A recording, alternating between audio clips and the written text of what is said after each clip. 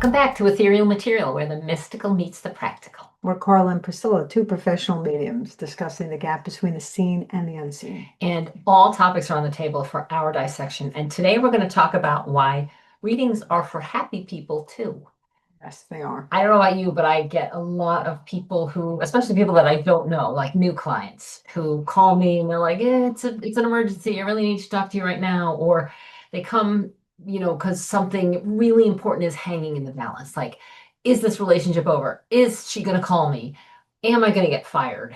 And, so we often have clients who are where their last line of defense, or where That's they're true. or where they're at their end of their Especially in a psychic reading. So, I mean, I often joke and say, who's coming to us that's happy? And I realize, right, we talked about this, that it's really one of the best times to go to a reading. One of the best times. Not that you shouldn't go in Mhm. trauma, or if you've had a loss, you want to connect to loved ones. I get that. Right. But in intuitive reading, everything's frequency and vibration. Yeah. So if you're already riding high, why wouldn't you get insight to take you to the next step? Yeah.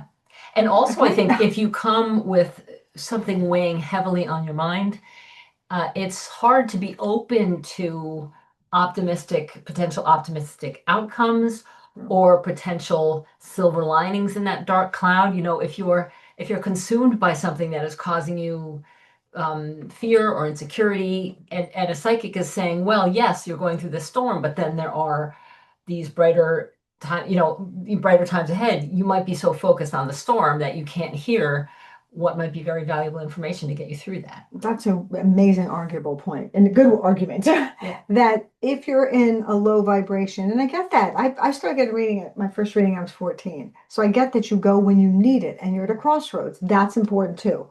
But if you're so down, that's really all you can see sometime. And the light at the end of the tunnel seems so impossible that even if there is one, you're not really able to reach it. So if you're, or like I said, if you're already riding high and you are at level 10, maybe a reading could take you to 12 or 14. Right. And And it could just be amazing. open up things that, because you're in more relaxed state of mind, open up your own imagination. If a psychic, if you aren't in need of anything, but you ask a psychic, where do you see me in a year or in 5 years? I don't always love that 5 years. particular I was type going of to reading, say, yes. but for To the example, 5 year thing. if you're not coming, Well, if you're not damn. presenting with an intuitive with a specific problem to solve, you might hear something, if the psychic says, well, I see you, really tied to, like, say, the state of Vermont.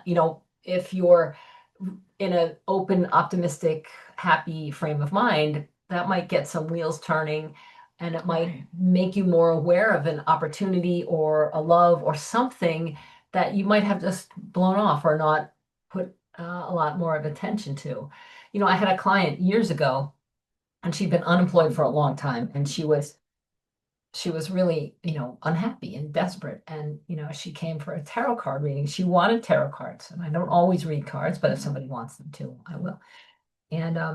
And I told her what I saw for her, that there was an opportunity coming. And, I said, it's going to be a bit of a drive. And she said, I won't drive. I'm not going to commute.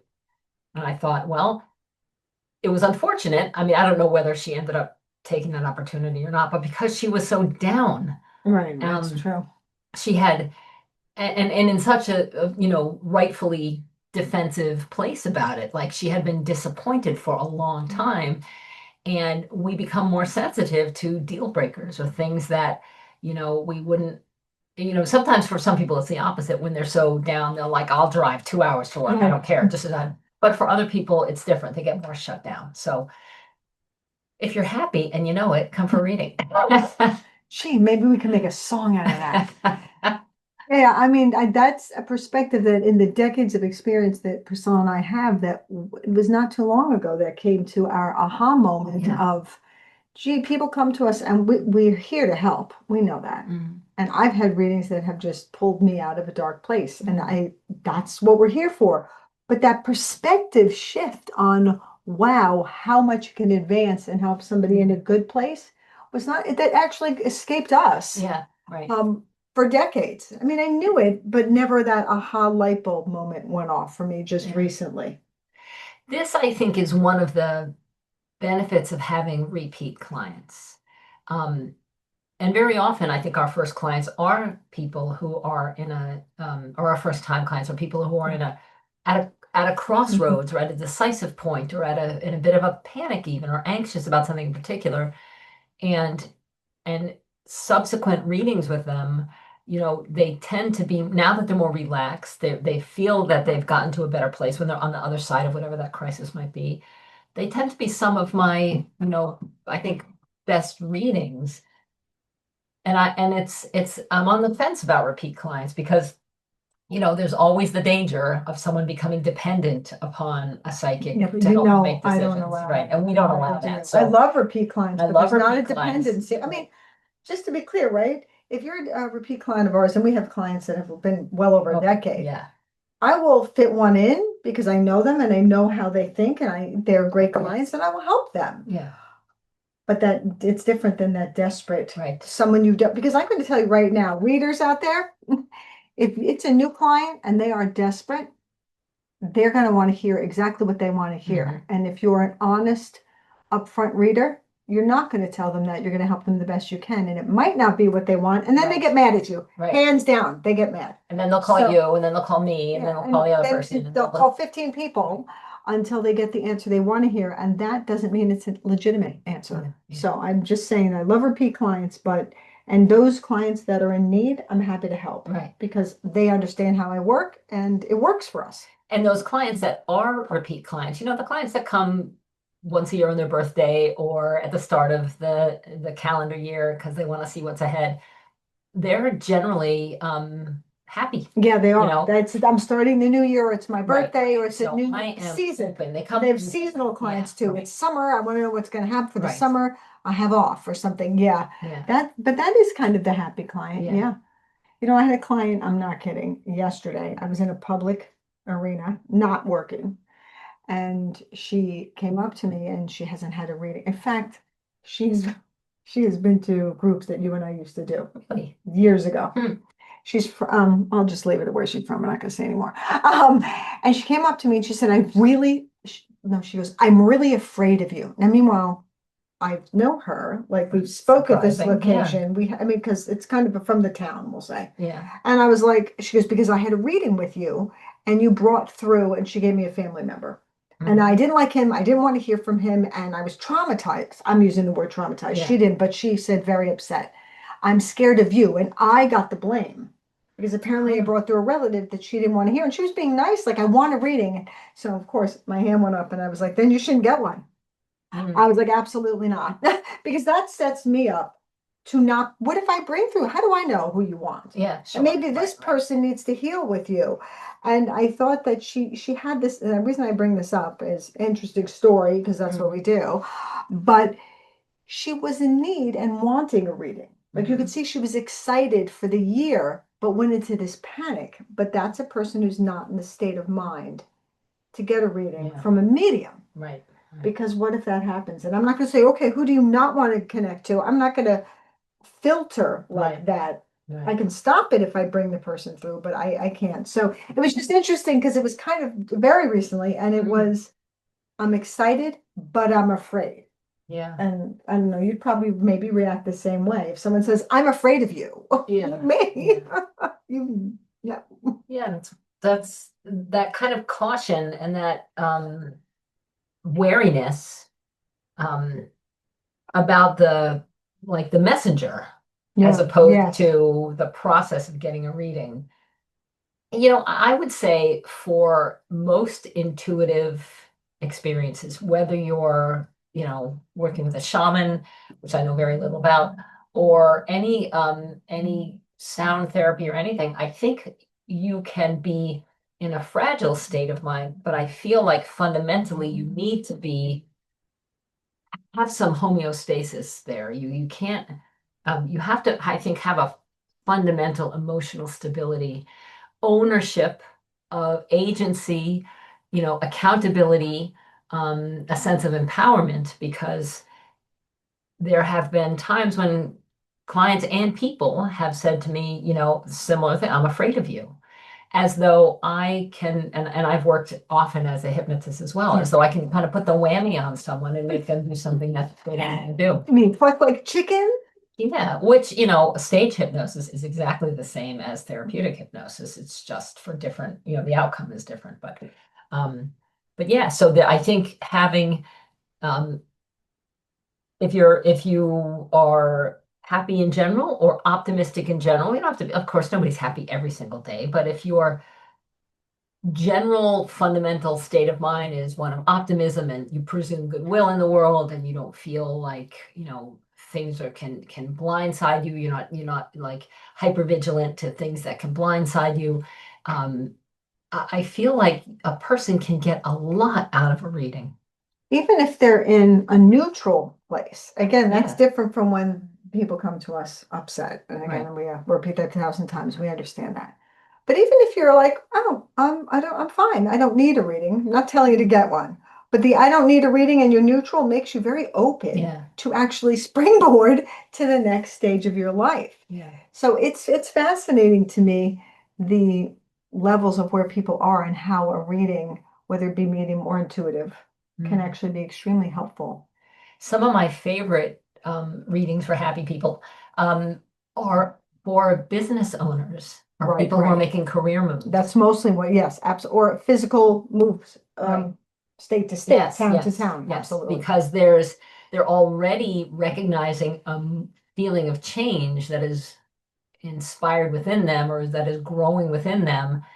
And it might feel a little vague, or they might feel like, I feel like I want to do something, but I don't know what it Mhm. is, you know. That spark needs to be Right. lit. And if you go talk to intuitive, whether your spirit people have something to say about it or the psychic is just tuning into you, you know, psychically, um, some really fascinating information can come through. And I work with a lot of business people, and they're some of my Mhm. favorite clients. Not so much the mediumship No, part of it's that, correct. It's more intuitive. right, but I've worked with government officials, people in elected office all over the country. Well, Because once you sort of get to know one yes. governor, they Yep. recommend the other town supervisor and the other Mhm. governor.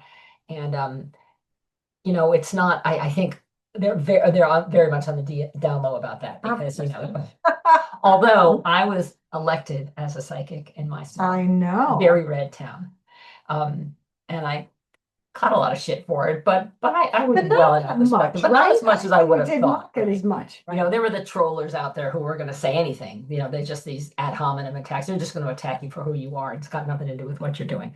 That's true. But you know, if you're the kind of person who is feeling like, you know, generally I'm happy, but I kind of feel like there's more, or there's something more I want to express, or I got a little itch to move I'm at that somehow. crossroad and I Yeah. know there's something else. Yeah, it's not like perhaps you're back up against a wall. No, but like, crossroads, oh, what can I do? something's Yeah. brewing and I don't know what it is. That's a great time to go for a reading because it might be friendship, it might be travel, it might be a business idea that just now is ripe and ready to just, Yeah. you know, Self- declare itself into your mind. It might be romance, it could be a move, it could be, you know, a creative talent like painting or Right, writing. self-development. Right, Yeah. exactly. So I think Readings for happy readings people. for happy people. This is a new thing now we're going to be discussing. So if Readings you're for- happy and you want a reading, well, you know where to find us. And if you're neutral. If you're neutral, right. So I really think the one other thing I want to add to this before we close is I feel like when people are getting readings, not so let's say to put out fires, but are getting readings, you know, once a year or twice a year, whatever that might be. I feel like they have made a decision about how they're going to let other information inform them, other senses, other ideas, their own ESP. And I just feel like that's kind of contagious. You know, it sort of spreads not only into other aspects of your life, but into your friendships and your own ability to follow your own inspirations and insights, whether or not you recognize are coming from your ESP or not. And that's when the energy tends to build. Yeah. So I'm saying that's when the power starts getting Yeah. like a plug-in and it starts Right. motivating you. It's fascinating. That's such a great word, power, because you really feel plugged in and you feel like this energy is going to go somewhere, and we have so much creative power with how to shape that energy. I mean, you and I have both created our careers because of that energy, because we are open to it, because we allowed ourselves to be guided by it. Sure, there's risks to take, but you quit a full-time job, I quit a full-time job with the benefits and all the other, and the vacation time and all of the, the guaranteed salary and all that sort of stuff years ago in order to answer a call. And that call may be, like you said, moving states. It might be to have a child. It might be to, adopt a pet. And when you are used to, because you're in a generally peaceful or optimistic or at least a neutral state of mind, where you're used to entertaining your own, you don't shut yourself down. I can't bother with that. I can't do that. I'll never try. I would never commit that way. I would never, when you don't approach your own thought process and the way your mind communicates with itself, man, amazing things happen. Really amazing things happen. And we would love to hear your stories.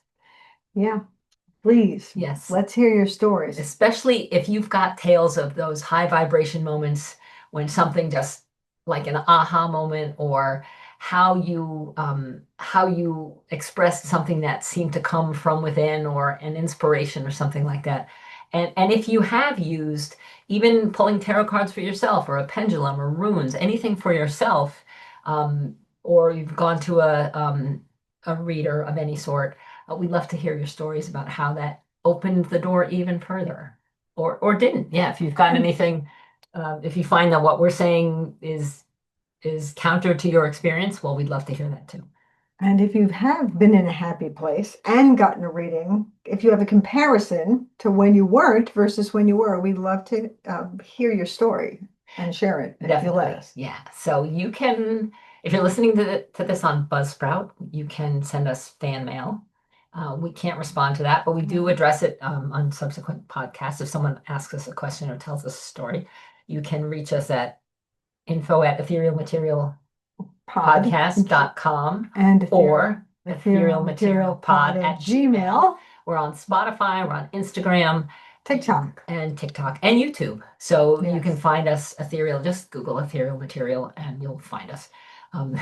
So thanks so much for listening in or watching, if you're watching the video aspect portion of this, and tell us your happy stories. We'd love to hear them.